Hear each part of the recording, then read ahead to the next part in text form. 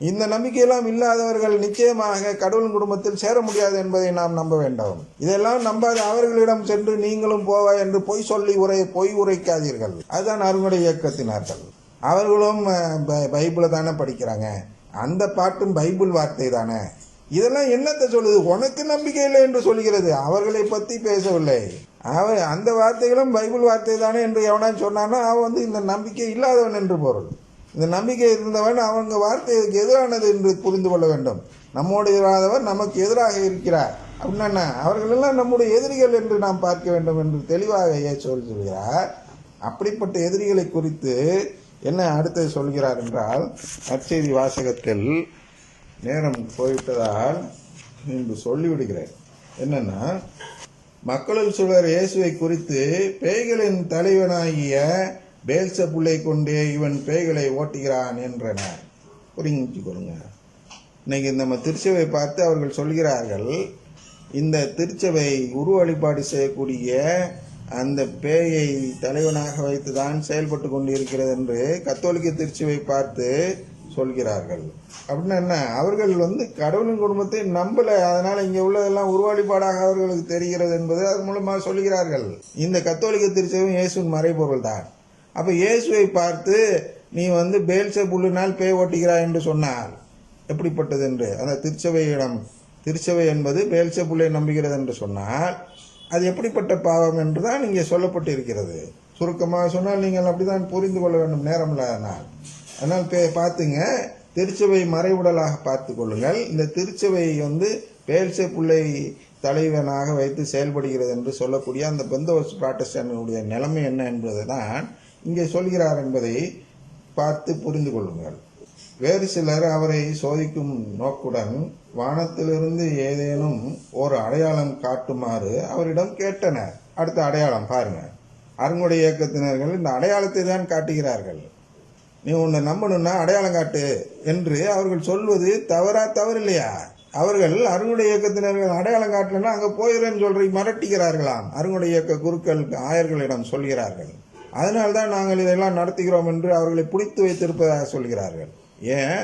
அடையாளம் காட்டுவதும் இதெல்லாம் சொல்லுவதும் என்ன? அது தூயாய்க்கு எதிரான பாவம் என்று நாம் பார்க்கிறோம். அதுதான் அவர் இந்த இடத்தில் சொல்லுவார். என்ன சொல்வார் என்றால், நீ என்னை பார்த்து நீ இப்படி சொன்னதுனால நீ தூயாய்க்கு எதிரான பாவம் செய்து விட்டாய். அந்த பாவம் என்பது இம்மையிலும் மறுமையிலும் மன்னிக்க முடியாத பாவமாக இருக்கிறது என்று சொல்வதை நாம் பார்க்கிறோம். இப்பொழுது இதை பார்ப்போம். இயேசு அவர்களுடைய சிந்தனையில் அறிந்து அவர்களிடம் கூறியது, தனக்கு எதிராக தானே பிளவுபடும் எந்த அரசும் பாழாய் போகும். அவ்வாறே பிளவுபடும் வீடும் விழுந்துவிடும். சாத்தானும் தனக்கு எதிராக தானே பிளவுபட்டு போனால் அவனது அரசு எப்படி நிலைத்து நிற்கும்? பேல்செபூலை கொண்டு நான் பேய்களை ஓட்டுகிறேன் என்கிறீர்களே, நான் பேல்செபூலை கொண்டு பேய்களை ஓட்டுகிறேன் என்றால் உங்களை சேர்ந்தவர்கள் யாரை கொண்டு பேய் ஓட்டுகிறார்கள்? ஆகவே அவர்களே உங்கள் கூற்று தவறு என்பதற்கு சாட்சிகள். நான் கடவுளின் ஆற்றலால் பேய்களை ஓட்டுகிறேன் என்றால் இறையாட்சி உங்களிடம் வந்துள்ளது அல்லவா? இதைதான் பார்க்க வேண்டும். இறையாட்சி என்றால் என்ன என்று ஏற்கனவே பார்த்திருக்கிறோம். கடவுளின் குடும்பம். கடவுள் இயேசு எப்பொழுது பேய் ஓட்டினார்? எப்பொழுதெல்லாம் ஒருவர் கடவுளின் குடும்பத்தில் சேர்கிறார்களோ அப்பொழுதுதான் அங்கே என்ன செய்யப்படுகிறது? பேய் ஓட்டப்படுகிறது என்பதை பார்க்கிறோம். மற்ற இடங்களில் பேய் ஓட்டும் பொழுது என்ன நடக்கும் என்றால் அங்கே கடவுளின் குடும்பம் இல்லாத நிலை வந்துவிடும். கடவுளின் குடும்பத்தை நம்பாதவர்கள் பேய் ஓட்டும் பொழுதுதான் என்ன நடக்கிறது என்றால் அங்கே இறையாட்சி வராத நிலை வந்து விடுகிறது. அதை குறித்தான் மேற்கொண்டு சொல்கிறார். அதை எப்படி சொல்கிறார் என்றால், வலியவர் ஆயுதம் தாங்கி தம் அரண்மனையை காக்கிற போது அவருடைய உடைமைகள் பாதுகாப்பாக இருக்கும். பாருங்க, பேய் ஓட்டிவிட்டால் என்ன நடக்க வேண்டும் என்றால் அங்கே தூய ஆவியானவர் இறங்க வேண்டும். எங்கே இறங்க வேண்டும்? யார் மனம் மாறி தன்னிடம் உள்ள குறைகளை போக்கி விடுகிறார்களோ அவர்களிடத்தில் என்ன வேண்டும்? என்ன இறையாட்சி வருகிறது? என்ன நடக்கிறது? அவர்கள் கடவுளின் குடும்பத்தில் சேர்ந்து விடுகிறார்கள் என்று பொருள். கடவுளின் குடும்பத்தில் சேருவது என்றால் என்ன என்று இங்கேதான் வாசித்தேன் அல்லவா? முதல் வாசகத்தில் வாசிக்கும் பொழுது வாக்களிக்கப்பட்ட தூயாவியை நாம் நம்பிக்கையின் வாயிலாய் கொள்ளவுமே இவ்வாறு செய்தார் என்று பார்த்தோம் அல்லவா. எதை செய்தார்? ஆபிரகாம் பெற்ற அதே ஆசியில் நாம் பங்கு பெற வேண்டும் என்றால் நாம் நம்பிக்கையுடையோரை இது பண்ணும் பொழுது வாக்களிக்கப்பட்ட தூயாவியை நாம் பெற்றுக்கொள்கிறோம் என்பதை அங்கே சொல்கிறார். அதனால் ஒருவர் நம்பிக்கையுடன் செயல்படும் பொழுது அங்கே வாக்களிக்கப்பட்ட தூயாவி கொடுக்கப்படும் பொழுது அவர் இறையாட்சியில் சேர்க்கப்படுகிறார். அந்த வாக்களிக்கப்பட்ட தூயாவியானவரை தான் இங்கே எப்படி உருவகப்படுத்தி இருக்கிறார் என்றால், வலியவர் ஆயுதம் தாங்கி தம் அரண்மனையை காக்குகிற போது அந்த தூய ஆவியானவர் நம்மிடம் இறங்கிய பின் நம்மை ஒரு ஆலயமாக நம்முடைய ஒரு அரண்மனையாக பார்த்து இதை காப்பாற்றுகிறார். என்ன காப்பாற்றுகிறார்? மீண்டும் இதில் எவனோ இவன் தப்பானவன் நுழைஞ்சிடக்கூடாது என்று காப்பாற்றுகிறார். அவருடைய உடைமைகள் பாதுகாப்பாக இருக்கும். அதனால் எல்லாம் நம்முடைய ஆன்மா என்பது தூயாவியின் உடைமையாக நாம் கொடுத்து விடுகிறோம். கடவுளின் குடும்பத்தில் சேர்ந்ததும் அவரை விட மிகுந்த வலியவருடைய ஒருவர் வந்து அவரை வென்றால் அவர் நம்பி இருந்த எல்லா படைக்கலங்களையும் பறித்து கொண்டு கொள்ளை பொருளையும் பங்கிடுவார். புரியுதா? அப்ப இந்த தூய ஆவியானவர் இல்லாமல் இருந்து விட்டால் என்ன நடக்கும் என்றால், இங்க உள்ள இருக்கக்கூடிய நபரை வந்து விட வலியவராக இருக்கக்கூடிய அந்த அழகைகள் கூட்டம் சாத்தான் உடைய சிந்தனைகள் என்ன செய்யும் என்றால், மீண்டும் என் உள்ளத்தில் புகுந்து கடவுளின் குடும்பத்தில் உள்ள நம்பிக்கையை எடுத்து விடும். சரியா? அதனால்தான் என்ன சொல்கிறார்? என்னோடு இராதவர் எனக்கு எதிராக இருக்கிறார், என்னோடு இணைந்து மக்களை கூட்டி சேர்க்காதவர் அவர்களை சிதறடிக்கிறார் என்று சொல்கிறார். அப்படின்னா என் குடும்பத்தில் சேராதவர் எனக்கு எதிராக இருக்கிறார், என்னோடு இணைந்து மக்களை என் குடும்பத்தில் சேர்க்காதவர்கள் இந்த குடும்பத்தை சிதறடிக்கிறார் என்று சொல்லி, ஒருவரை விட்டு வெளியேறுகிற தீய ஆவி வறண்ட இடங்களில் அலைந்து திரிந்து இளைப்பாற இடம் தேடும். இடம் கண்டுபிடிக்க முடியாமல் நான் விட்டு வந்த எனது வீட்டுக்கு திரும்பி போவேன் என சொல்லும். திரும்பி வந்து அவ்வீடு கூட்டி அழகுபடுத்தப்பட்டு இருப்பதை காணும். மீண்டும் சென்று தன்னை விட பொல்லாத வேறு 7 ஆவிகளை அழைத்து வந்து அவருள் புகுந்து அங்கே குடியிருக்கும். இது வந்து நம்பிக்கையை சொல்கிறார். பேயெல்லாம் பிசாசெல்லாம் பார்க்காதீர்கள். ஒரு நம்பிக்கை. அந்த நம்ம வந்து சரி சாத்தானை விட்டு விடுகிறேன் என்று வாக்குறுதி கொடுக்கிறோம். எதுல? திருமுழுக்கு பெறும் பொழுது. அந்த வாக்குறுதி கொடுக்கும் பொழுது நம்மை விட்டு ஒரு அசுத்தாவி விலகி விடுகிறது. சாத்தான் விலகி விடுகிறான் என்று வைத்துக் கொள்வோம். விலகி அடுத்த நொடி பொழுதில் என்ன நடக்க வேண்டும்?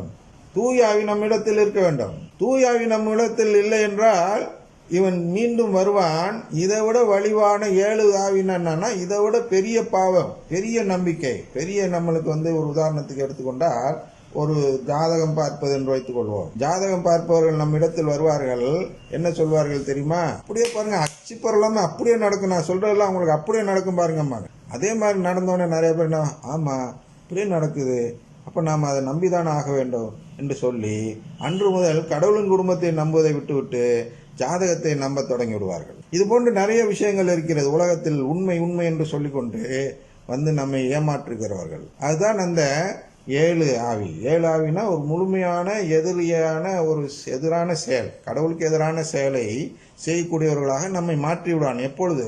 நாம் உடனடியாக கடவுளின் குடும்பத்தில் சேராமல் விட்டுவிட்டால், நாம் உடனடியாக கடவுளின் குடும்பத்தை நம்பாமல் விட்டுவிட்டால். ஏனென்றால் நாம் கடவுளின் குடும்பத்தை நம்பும் பொழுதுதான் தூய ஆவியானவர் நம்மிடத்தில் தங்க முடியும். நம்ம இடத்தில் இருந்து நம்மை பாதுகாத்து நமக்கு எதிராக இருப்பவர்களை அடித்து ஒடுக்கி ஒழித்து விட முடியும். அதனால் நாம் நம்பிக்கை இழந்து விடுவோம் என்றால் தூயாவியும் நம்மிடம் இருந்து அகன்று விடுவார். அசுத்தாவிதான் நம் உள்ளத்தில் நுழையும் என்றால் அந்த அசுத்தமான நம்பிக்கை, இந்த உலகை சார்ந்த நம்பிக்கைகள் நம் உள்ளத்தில் நுழைந்து விடும். அதுதான் அவர் சொன்னார். இன்றைய மறைவுரை ஆற்றிய குரு அதை சொன்னார் அல்லவா? எதை சொன்னார்? பிரான்சிஸ் திருத்தந்தை அவர்கள் இதை உலகை சார்ந்த விஷயங்கள் தான் சாத்தான் பேய் என்றெல்லாம் சொன்னார் என்று சொன்னார் அல்லவா? அந்த உலகை சார்ந்த நம்பிக்கைகள் நம் உள்ளத்தில் புகுந்து கடவுளின் குடும்பத்தை நம்பாதவர்களாக நம்மை மாற்றிவிடும் என்பதை தான் இங்கே 7 ஆவி உள்ளே புகுந்து விடும் என்பதை சொல்கிறார். ஆனால் அந்த 7 ஆவி உள்ளே புகாமல் இருக்க வேண்டும் என்றால் நாம் உடனடியாக என்ன செய்ய வேண்டும் என்றால் கடவுளின் குடும்பத்தை நம்பி அந்த வாக்களிக்கப்பட்ட தூயாவியை அந்த நம்பிக்கையின் வழியாய் பெற்றுக்கொள்ள வேண்டும். இதுதான் வழியாக சொல்கிறார். இங்கே இயேசு நமக்கு என்ன சொல்கிறார்? நீங்கள் நம்பிக்கையை விட்டுவிடக் கூடாது. ஏனென்றால் அங்கே இறையாட்சி வர வேண்டும். இறையாட்சி அங்கே வருவது என்பது என்னன்னா, கடவுளின் குடும்பத்தில் நீங்கள் சேர்ந்து விட வேண்டும். கடவுளின் குடும்பத்தில் நீங்க சேர்ந்து விட்டால் என்ன நடக்கும்? அந்த 7 ஆவி திருப்பி உங்களை பிடிச்சிக்க முடியாது. ஏனென்றால் அதை என்ன பண்ணுவார்? தூய ஆவி உங்களை பாதுகாத்து அந்த நம்பிக்கையை வளர்த்து கொண்டே இருப்பார். தினமும் இது போன்ற திருப்பலிகளில் அதற்குரிய செய்திகளை கொடுப்பார். அப்பொழுது நம் நம்பிக்கை வளர வளர இந்த கிட்டையே வர முடியாது அசுத்தாவி எல்லாம். நம் நம்பிக்கை இழக்க அது கட்டியா உள்ளர பிடிச்சிக்கிட்டு நீ திருப்பி நம்மளால மனம் மாற முடியாத நிலைக்கு போய்விடுவோம். அதனால தான் சொல்றார், அவருடைய பின்னைய நிலைமை முன்னைய நிலைமையை விட கேடுள்ளதாகும் என்று சொல்கிறார். அப்படின்னா என்ன? முதல்ல ஏதோ லைசா தெரிஞ்சு ஒருத்தர் மனம் மாறுகிறார், கடவுளின் குடும்பத்தில் சேர்ந்து விடுகிறேன் என்று வருகிறார். அதன் பிறகு அவருக்கு உடனடியாக அங்க தூயாவி கொடுக்கப்பட்டு, அதாவது திருமுழுக்கு கொடுக்கப்பட்டு அவரை கடவுளின் குடும்பத்தில் சேர்க்கவில்லை என்றால் என்ன ஆகும்? அது முன்னைய நிலை பின்னைய நிலை அதை விட மோசமாகும். முன்னைய நிலைமையோட பின்னைய நிலைமை மோசமாகிவிடும் என்பதால் நம்பிக்கையில் மோசமாகிவிடும். அதனால்தான் என்ன செய்கிறோம் என்றால், ஒரு நம்பிக்கை உடையவர்கள் இது நாள் வரையில் நான் கடவுளின் குடும்பத்தை நம்பாமல் வாழ்ந்து விட்டேன், நான் கடவுளின் குடும்பம் இருக்க புரிஞ்சு கொள்ளாமல், பெந்தோஸ்துக்காரர்களும் நல்லதுதான் செய்கிறார்கள், அவர்களும் விவிலியத்தை தான் கடைபிடித்து வாழ்கிறார்கள், அதனால் அவர்களுடைய பாடல்களை பாடும் பொழுது தவறில்லை என்று நான் வாழ்ந்தது என்பது எப்படிப்பட்ட செயல் என்றால், இறையாட்சி என்னிடம் இருந்து நான் இறையாட்சியை விட்டு வெளியேறிய செயலாக மாறிவிடுகிறேன். எனவே மீண்டும் நான் இறையாட்சியில் சேர வேண்டும் என்றால், மீண்டும் என் உள்ளத்தில் இருக்கக்கூடிய இந்த பேயை விரட்ட வேண்டும் என்றால் நான் என்ன செய்ய வேண்டும்? மீண்டும் தூய ஆவியை பெற வேண்டும். அதுக்கு தான் நாம் என்ன சொல்கிறோம் என்றால், இப்படிப்பட்ட பாவங்களை செய்தவர்கள், எப்படிப்பட்ட பாவங்களை? இந்த நற்கருணை ஆண்டவரை நம்பாமல், என்னத்தை நம்பாமல்? கடவுளின் குடும்பத்தை நம்பாமல், நற்கருணை ஆண்டவரை நம்பாமல், நற்கருணை ஆண்டவர் இல்லாமலும் மீட்பு பெறலாம் என்று நான் சொல்லியிருப்பேன் என்றால் அது தூயாவிக்கு எதிரான பாவம் என்பதை நாம் உணர வேண்டும். அந்த தூயாவிக்கு எதிரான பாவத்தை நான் உணர்ந்து என்னிடத்தில் இருந்த அந்த ஆவிகளை, அசுத்தாவிகளை விரட்ட வேண்டும் என்றால் நான் என்ன செய்ய வேண்டும்? மீண்டும் சென்று என்னுடைய ஞானஸ்தான வார்த்தைப்பாடுகளை புதுப்பித்துக் கொள்ள வேண்டும். உங்களுக்கு சரியான குருக்கள் கிடைக்கிறார்களா என்பது எனக்கு தெரியாது.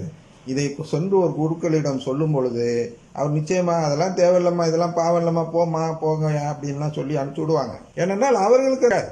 அதனால் அவர்களிடம் சென்று என்ன சொல்ல வேண்டும்? நான் நற்கருணை மீது நம்பிக்கை இழந்தவனாக இவ்வளவு நாள் செயல்பட்டேன், இப்பொழுதுதான் நம்பிக்கை வந்தது, அதனால் எனக்கு புதுப்பித்து விடுங்கள் என்று கேட்பீர்கள் என்றால் உங்களுக்கு ஒருவேளை இது கிடைக்கலாம். எது கிடைக்கலாம்? தூய ஆவியானவர் மீண்டும் கிடைக்கலாம். அதுவரை நீங்கள் தூய ஆவியானவரை இழந்தவராக தான் இருப்பீர்கள் என்பதும் இந்த இடத்தில், அதாவது என்னன்னா, நமக்கு இது வேண்டும். எது வேண்டும்? அந்த வீடு, அரண்மனை காக்கிறவர் நம் உள்ளத்தில் இருக்க வேண்டும் என்றால் நற்கருணை ஆண்டவரை நான் நம்புகிறேன் என்பதற்கான வெளி அடையாளம் வேண்டும்.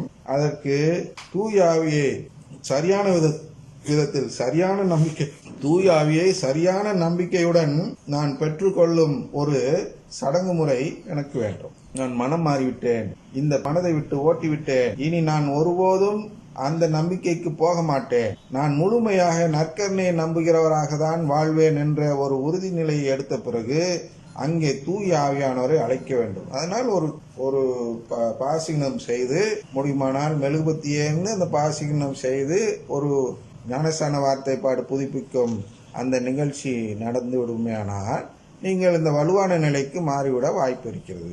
அதுவரை உங்களுக்கு கடவுளுடைய அழைப்பு குறைவு என்றும் எடுத்துக்கொள்ளலாம். அல்லது நீங்கள் கடவுளை இன்னும் முழுமையாக நம்பவில்லை என்றால் கடவுளின் குடும்பத்தை இன்னும் முழுமையாக நம்பவில்லைர்கள் என்றும் எடுத்துக்கொள்ளலாம். தந்தை, மகன், தூயாவின் பெயராலே ஆமென்.